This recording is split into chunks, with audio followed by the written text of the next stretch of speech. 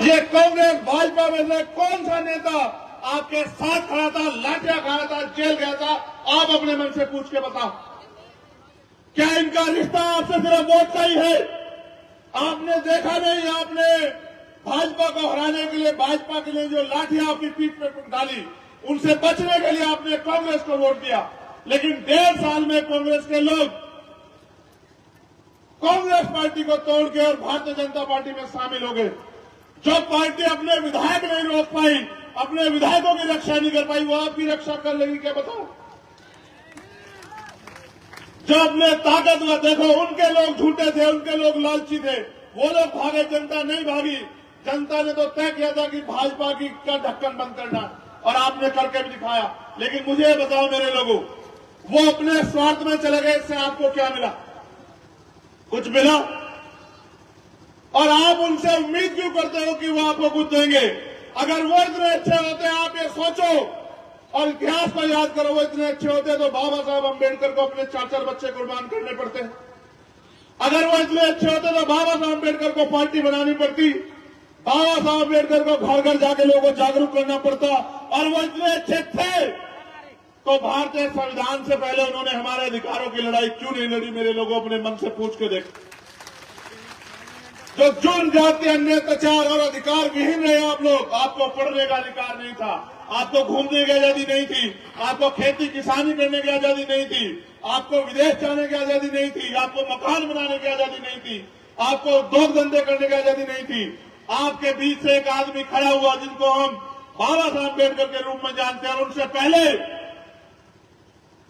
छत्रपति साहू जी महाराज, जो कुर्मी कुल के थे, कुर्मी, गुर्जर, मराठा एक ही कुल है पूरा।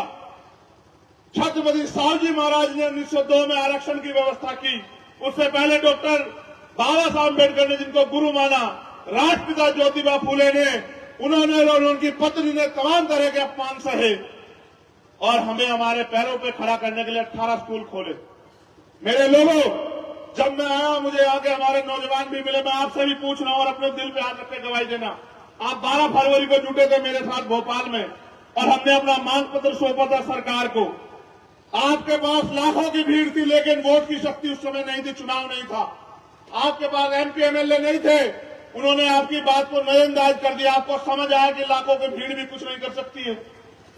लेकिन अगर सोचो, आपके 10 एमएलए यहां होते तो मैं इस सरकार के गले में हाथ डाल के आपके सारे काम करवा देता। अभी मुझे हमारे लोग मिले, कह रहे भैया मान सम्मान नहीं मिल रहा है। आप मुझे जवाब देना मेरे लोगों, जो मिशन का काम करते हैं वो मान सम्मान की परवाह करते हैं क्या? आप मुझे अपने मन से बताओ, कोई ऐसा महापुरुष बताओ जिसने अपमान ना सहा और अपमान सह के इस लड़ाई को ना लड़ा। एक बताओ। क्या बाबा साहब अम्बेडकर ने अपमान नहीं सहा? तमाम तरह की प्रतिभा होने के बावजूद भी अपमान सहते रहे, आरोप प्रत्यारोप सहते रहे। जब बाबा साहब अम्बेडकर अपने समाज को जगाने के लिए काम कर रहे थे, लोग कहते हैं अंग्रेजों के एजेंट हैं। जब मान्यवर काशीराम साहब क्लास 1 के अफसर अपनी नौकरी छोड़कर इस काम को कर रहे थे, तो लोग उन्हें, कांग्रेस बीजेपी के लोग कहते हैं सीआईए के एजेंट हैं। और आज अगर आप काम कर रहे हो तो आपके बीच में कुछ बिकाऊ टाइप के लोग हैं, आपको भटकाने का काम करेंगे। मैं आपसे पूछना चाहता हूं, अपने दिल में हाथ रख के जवाब दो। आपकी तरफ जब जब अन्याय की आवाज उठी है, आपके साथ भीम आर्मी आजाद समाज पार्टी को छोड़ के कौन खड़ा था? अपने दिल से जवाब देके बताओ, कोई था क्या?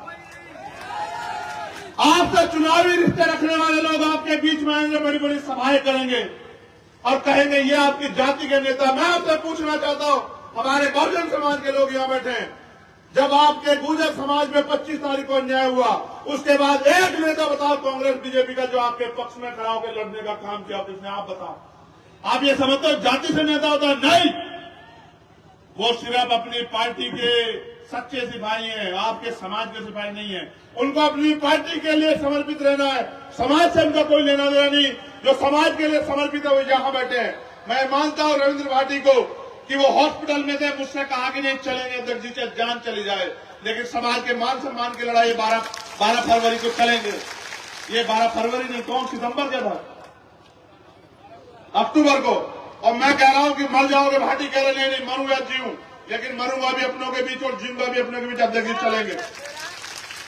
भूपेंद्र कराड़ा आम आदमी पार्टी में थे। मैंने इनसे पूछा कि भाई तुम्हारे समाज के लोगों की खाल उतारी जा रही है, तुम आम आदमी पार्टी का झंडा उठा, अपने नेता कहो बोले। जब इन्होंने कहा बोलो तो उन्होंने कहा तुम जातिवादी हो, तुम गुजरों की बात कर रहे हो, निकलो हमारी पार्टी से। एक सेकंड नहीं लगाई, भूपेंद्र ने कहा ये रखिए आपकी पार्टी, अगर मेरे समाज की बात आएगी और मैं उनकी लड़ाई नहीं लड़ता कमजोर वर्गों की, ऐसी पार्टी का कोई मतलब नहीं, मैं पार्टी को ठोकर मारता। हमारे लोगों को भले मैं समझता हूं उनके मन में होगा कि मैंने भूपेंद्र को यहां क्यों मौका दिया, उसका कारण मान्यवर काशीराम साहब कहते थे जिनका नेता नहीं होता उनका कुछ नहीं होता, जिनका दल नहीं होता उनमें बल नहीं होता, जिनके पास बल नहीं होता उनकी समस्याओं का हल नहीं होता। मैं मानता हूं कि भूपेंद्र यहां मजबूत है, आपकी आवाज बनेगा, आपके सामने खड़े होगा, कल आपकी तरफ कोई जुल्म होगा ये सीना तान के खड़ा होगा अपने भाइयों की रक्षा के लिए, इसलिए मैंने भूपेंद्र को मौका दिया। यहां हमने 100 से ज्यादा प्रत्याशी लड़ाए और उन 100 में से 70 प्रत्याशी हमने अपनी पार्टी संगठन के कार्यकर्ताओं को लड़ाया। 10-20 लोग ऐसे भी चाहिए जो इस समाज की पहरेदारी कर सके और इस समाज में एकता बना सके। हम एकजुट हुए बगैर इनका मुकाबला नहीं कर सकते। आप राम खिलाड़ी जी को भूल गए हो क्या बताओ? एक समय था राम खिलाड़ी जी का नाम था और राम खिलाड़ी जी हर कमजोर के आवाज थे, लेकिन उस राम खिलाड़ी को क्या मिला आपके आवाज, आपकी लड़ाई लड़ने पे? उनकी हत्या की गई और हत्यारे बेखौफ होकर घूम रहे हैं। और 10 भाई यहां बैठे अभी मुझसे कह रहे थे पता नहीं भाई कौन सी गोली मुझे कहां से आके लगेगी। मैंने कहा दशरथ याद रखना, ये धरती लाल हो जाएगी अगर तुम्हारी तरफ आप उठी। ये तुम्हारे भाई का वचन है, इस बात को याद रखना। ये लड़ाई स्वाभिमान सम्मान की है। यहां इस सभा में मेरे वो भी साथी बैठे हैं जो इस लड़ाई को 25 सितंबर वाली को लड़े, और मैं उनको देख रहा हूं वो छिपे छिपे बैठे हैं। उनके घर में बुलडोजर ले जाकर खड़ा किया गया, उन पे 5-5 हजार का इनाम रखा गया, बहुत बड़ा अपराध कर दिया। और आप ये देखो, अपराध सिर्फ ये है कि वो अपने समाज को खड़ा करने का प्रयास कर रहे हैं। ये मेरे लोगों मेरी बात पे गौर करो, ये लोकतंत्र में ये मौका मेरे नौजवान साथियों 5 साल में दोबारा तुम्हें 5 साल बाद मिलेगा। तुम तय करो, अगर तुम चूक गए, गलती कर दी, तुमने पहले भी वोट दी है। ये बहन बेटी हमारा सम्मान, यहां बैठी मैं इनका धन्यवाद करूंगा माओ बहनों का। लेकिन आप ये सोचो, अगर इस देश में बहन बेटियों का अपमान होता है, जुल्म जाती होती है, इसके जिम्मेदार हम लोग, हम नालायक लोगों को, गैर जिम्मेदार लोगों को वोट देकर ताकत देते हैं। वो लोग अपने चंद पैसों में अपने जमीन को बेच देते हैं। अगर यहां वास्तविकता में आपके बीच के लोग आगे बढ़ेंगे तो आप बताओ डीएमएसएसपी किसका होता है? मुझे बताओ। डीएमएसएसपी उसका होता है, इसकी सरकार होती है। अगर यहां आपका आदमी ताकतवर होगा तो क्या कोई डीएमएसएसपी आपके लोगों की हत्या करवा देगा या आपके लोगों की हत्या में शामिल व्यक्ति को बचा लेगा? क्या किसी बहन बेटी का अपमान होगा? देश को इतिहास को पढ़ो, 50,000 महिलाओं के साथ रेप हत्या होती है। आपकी बच्चियां, वो बच्चियां सोचते हो कभी तो हमारे लोग खड़े होंगे, कभी तो हमारे लोग हमारी पीड़ा को देखेंगे। ये उम्मीद करते हो कोई तो मसीहा जन्मेगा, कोई मसीहा वापस नहीं आएगा। आपको अपने पैरों पे इस लड़ाई को लड़ना पड़ेगा। एक तरफ 15 दिन के लिए, 15 दिन भी नहीं बचे, 10-11 दिन है, एक तरफ 10-11 दिन के लिए लोग शराब, मिठाई, पैसे लेके, कपड़े लेके आपके बीच आएंगे, आपको कहेंगे बेच दो। मैं ये पूछना चाहता हूं, माननीय काशीराम साहब ने कहा था कि वोट की रक्षा बहन बेटी की रक्षा की तरह करनी है। क्या हम लोग बेचने वाले लोग हैं?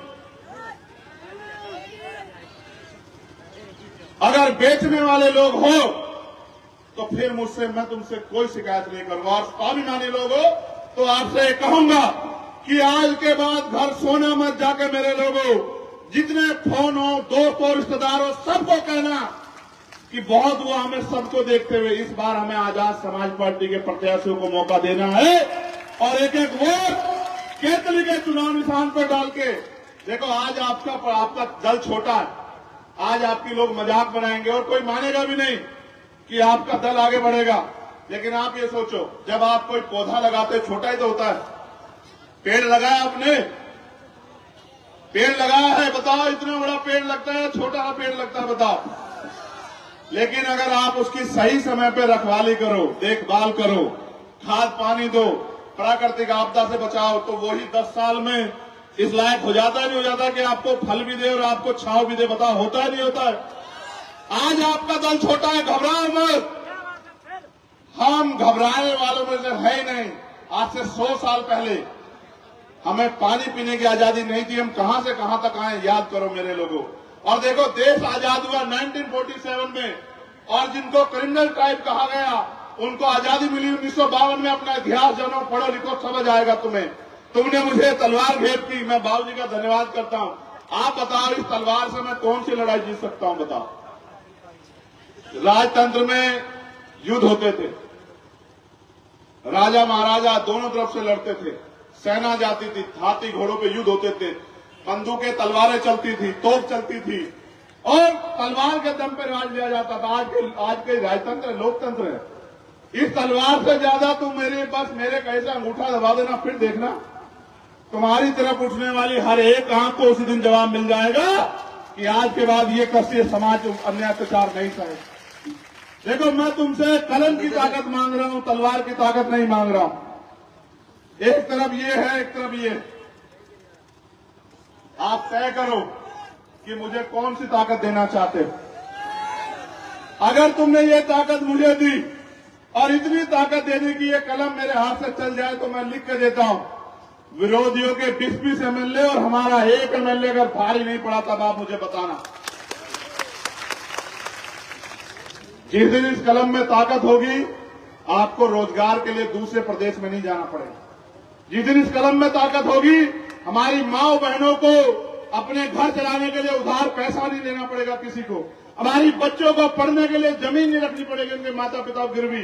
उनकी शादियों के लिए किसी साहूकार से कर्जा नहीं लेना पड़ेगा। हमारे नौजवान भाइयों को पढ़ने के लिए कोई लोन नहीं लेना पड़ेगा। जिस दिन हम पे ताकत होगी, सबको सस्ती शिक्षा, बेहतर से बेहतर, जैसी विदेशों में मिलती है, सबको सस्ती शिक्षा। क्योंकि बाबा साहब कहते थे कि शिक्षा हथियार है, इस हथियार से आगे बढ़ना है।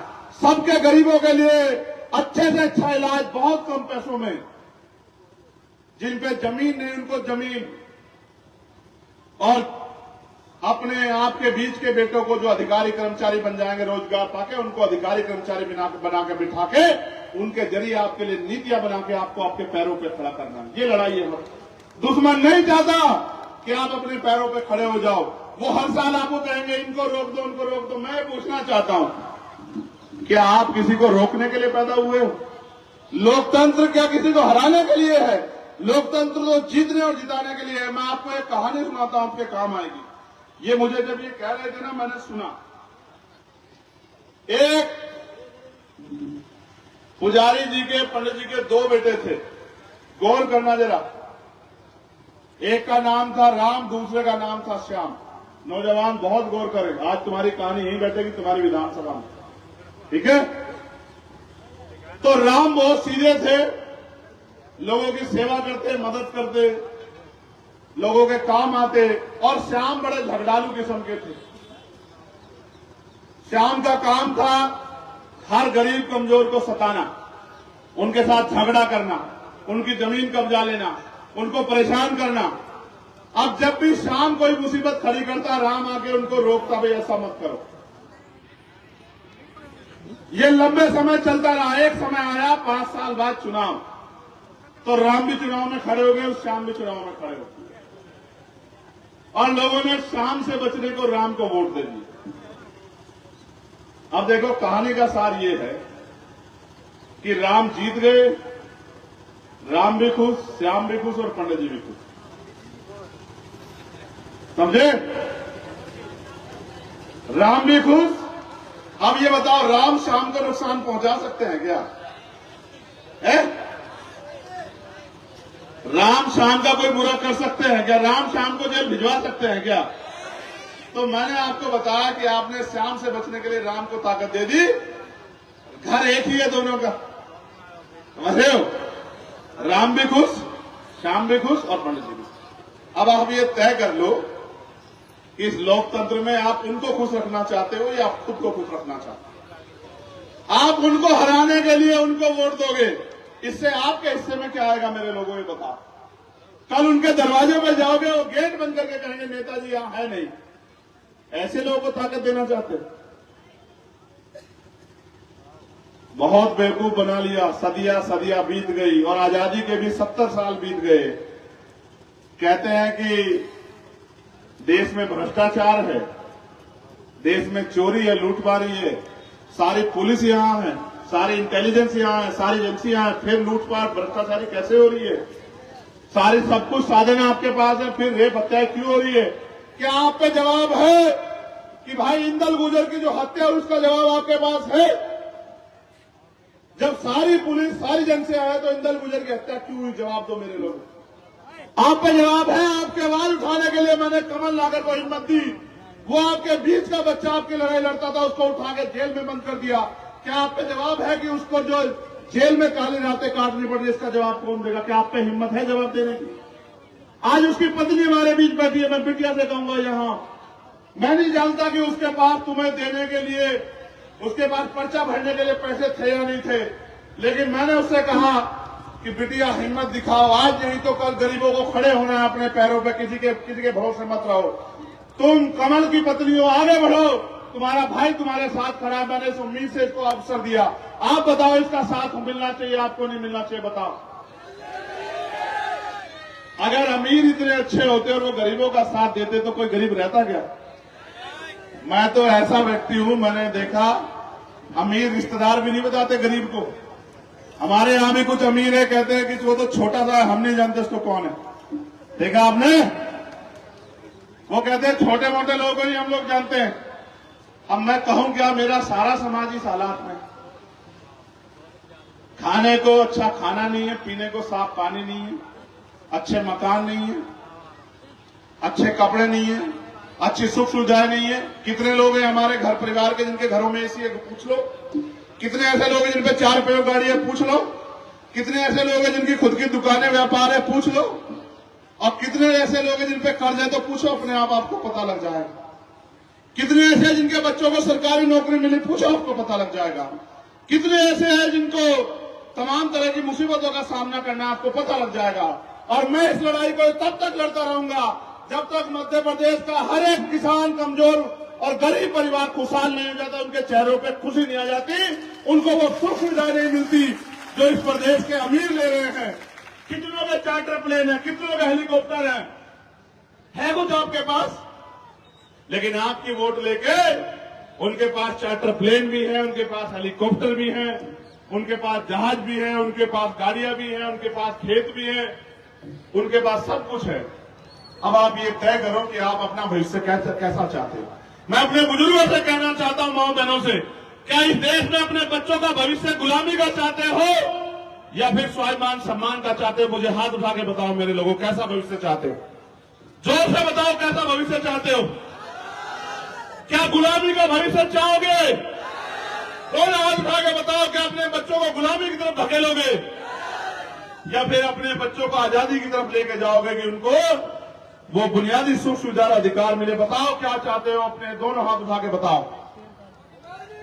स्वाभिमान सम्मान का जीवन चाहते हो नहीं चाहते हो? बताओ। वो जो मोटरसाइकिलों पे वहां खड़े हैं उनको पूछ रहा हूं, स्वाभिमान सम्मान का जीवन चाहते हो नहीं चाहते हो? बताओ। आपका चुनाव निशान क्या है? बताओ। जोर से बताओ, आवाज नहीं आई। ये केतली आपको अलादीन के चिराग जैसे नहीं लगती है? टीवी देखा नहीं देखा बचपन में? अगर टीवी देखा तो एक ऐसा चिराग आता था और उसको घिसो तो उसमें से निकलता था कुछ, और वो कहता था, क्या कहता था? क्या हुक्म मेरे आका? मैं भी तुमसे यही पूछ रहा हूं, इस केतली को भर दो और फिर मैं तुमसे पूछूंगा क्या हुक्म मेरे आका, फिर बताना तुम्हारा हुक्म पूरा होता नहीं होता। समझ रहे हो? और सुनो, हमारे यहाँ एक कहावत है, अब पता नहीं तुम्हें समझ आए ना आए, सबको तुमने आजमा के देख लिया। इस बार ये काम कर, आपकी लड़ाई लड़ने की, सड़कों की तो लड़ाई लड़ी, विधानसभा की लड़ाई लड़ने की ताकत भी दो। मेरी 7 साल की उम्र नहीं है कि घर जाके बैठना है। अभी मेरे ऊपर गोली चली, आपको पता नहीं चला? पता कहां चलाई गोली इन्होंने? मैं उनसे कहूंगा अगली बार गोली सीने पे चलाना। पीठ नहीं दिखाने वालों में से हूं मैं, सीने पे खाऊंगा तुम्हारी गोली। लेकिन मैं आपसे पूछना चाहता हूं, क्यों मारना चाहते हैं वो लोग मुझे? क्या मैंने उनकी कोई जमीन दबाई? क्या मैंने उनके किसी घर पे कब्जा किया? क्या मेरा उनसे कोई झगड़ा है? उनको ये लगता है कि अगर ये खड़ा हो गया तो ये खड़े हो जाएंगे, बस ये लड़ाई है उनकी मेरी। और अगर आप खड़े हो गए तो वो जाति के आधार पर गाली किसको देंगे? वो किसी गरीब की बच्ची को अपमानित कैसे कर पाएंगे अगर आप खड़े हो गए? वो किसी किसान के मेरे की खून से होली जैसे कल खेली गई इंदल के खून से वो कैसे खेलेंगे? ये लड़ाई है बस। अगर मेरी लड़ाई होती तो वो मेरे पास बहुत आते हैं बैग भर भर के, मुझसे लेके रुक जाओ। चंद्रशेखर आजाद है, आजाद था और आजाद रहेगा। और जब तक आखिरी सांस है, जब तक आखिरी सांस है, चाहे आप आज साथ खड़े हो जाओ या कल होना, जब तक आखिरी सांस है आपके लिए लड़ता रहूंगा। कोई गोली मेरा रास्ता नहीं रोक सकती, इस बात को याद रखना। मैं तो आपसे कहना चाहता हूं, देखो सूरज ढल रहा है, एक सूरज ढल गया और एक सूरज उग रहा है। तय करो किसके साथ खड़े होना है, तुम ये तय कर लो। देखो, ढलता सूरज अंधेरा देगा और उगता सूरज क्या देगा? उगता सूरज। मैं तो मेरा बस चलता तो मैं चुनाव चिन्ह भी उगता सूरज मांगता, मगर मेरी वहां चलती कम है, समझ रहे हो? देखो, नॉमिनेशन शुरू होने के आखिरी दिन सिंबल दिया, आखिरी दिन सिंबल दिया। वहां बैठे ताकतवर लोग ऐसा मजाक उड़ाते हैं तुम्हारे भाई का। आखिरी दिन सिंबल दिया, रोक के रखा सिंबल, कई जगह सिंबल दूसरे लोगों को दे दिया, कई पर्चे खारिज कर दिए। घबरा नहीं रहे, क्योंकि ये जानते हैं कि ये आसानी से रास्ता नहीं देंगे। क्या कभी अमीर जगत आसानी से अपनी जेब से कुछ निकालता है क्या? तो इसलिए कह रहा हूं, आपसे आखिरी बार पूछना चाहता हूं, हो सकता है आपके बीच ना आ पाऊं, और ये भी नहीं पता अगर एक विधायक सभा करता कितनी फोर्स लगी होती है, आप यहां बताओ। ये मेरे पुलिस के 3, 3, 6, 3, 9, 10, 11, 15 एक भाई लगाए, और वो भी बेचारे वहां खड़े हैं, कह रहे हैं कि सभा सुबह करके चला जाएगा। छोड़ दो, यहां इस भीड़ में कोई भी जिस तरह के हालात हैं कोई नुकसान पहुंचा सकता है, लेकिन तुम्हारी जिंदगी से किसी को फर्क नहीं पड़ता। तुम मरो या जियो, इससे कोई फर्क नहीं पड़ता। ये जिम्मेदारी तुम्हारी है। तुम ये सोचते हो ये बेचारे रक्षा करेंगे, तुम्हें करनी है रक्षा। अगर तुम चाहते हो चंद्रशेखर आजाद जिए तो अपने आप बनो सिपाही, अपने आप लो ये बागडोर हाथ में संभालो। मैं उनकी गलती नहीं निकालता, क्योंकि वो तो बेचारे सरकार के साथ चलेंगे, मगर मैं उनको भी कहना चाहता हूं, मेरे साथियों, तुम भी हमारे बीच के हो, रुक जाओ। इधर जब हमारे विधायक जीत के आएंगे और हमारे जरिए सरकार बनेगी, उस दिन मैं तुमसे बात करूंगा, याद रखो, चिंता मत करो, समय बदलेगा। ऐसा थोड़ा है कि लोकतंत्र में हमेशा कमजोर रहेंगे हम लोग। कमजोर रहोगे, ये लोकतंत्र है, कमजोर नहीं रहेंगे। जिस दिन ये ताकत, ये कमजोर अपनी ताकत समझ गए और इकट्ठे हो गए, जैसे एकता आज यहां दिख रही है, अगर इन्होंने गांव में बना ली और ये किसी के बहकावे में नहीं आए, किसी के पैसों के लालच में नहीं पड़े, और इन्होंने स्वाभिमान सम्मान की लड़ाई लड़ी, तो मैं इसी बार दिखाऊंगा कि जो अधिकारी कर्मचारी आपको आंख दिखाते हैं, वो आपके घरों पे आके सैल्यूट मारेंगे। तुम लोगों को मेरी बात को याद रखना। जिन अधिकारी कर्मचारियों के दफ्तरों में तुम लोग घंटे खड़े रहते हो, वो तुम्हारे दरवाजे में घंटे खड़े रहेंगे कि सर बताइए क्या काम है। अभी क्या लोकतंत्र की शक्ति नहीं समझते? हम समझते हैं, हम सब समझते हैं, मगर हम ये भी समझते हैं इस अपमान को सह के हम लोग घबराते नहीं, इस अपमान को सह के हम लोग ताकत बनाते हैं। और क्योंकि अभी हमें बाबा साहब अम्बेडकर के स्टैच्यू में माल्यार्पण करने जाना है, मैं आपसे भी कहूंगा, और मैं पहले आपसे कहूंगा, अनुशासन में चलना। तुम्हारे बीच में कोई नहीं आएगा तुम्हारी मदद करने, तुम्हें खुद बनना है सिपाही। अगर मुझसे प्यार करते हो तो अनुशासन में चलना। मैं इनसे नहीं कहूंगा कुछ भी, और मैं उम्मीद करूंगा मैं इनसे कि बेचारे कुछ करें। इनको तो कह के भेजा गया वो क्या करना है, और मैं आपसे भी आग्रह करूंगा बहुत अनुशासन में चलना। और जब रैली खत्म हो जाए, माल्यार्पण हो जाए, तो अनुशासन में जाना। आखिरी बात, अपने नौजवान भाइयों से मोटरसाइकिल लहरा के मत चलाया करो, आराम से चला करो, तुम्हारी जिंदगी कीमती है। चलो एक नारा मेरे साथ जोरदार तरीके से लगाओ, सारी पार्टी देख ली,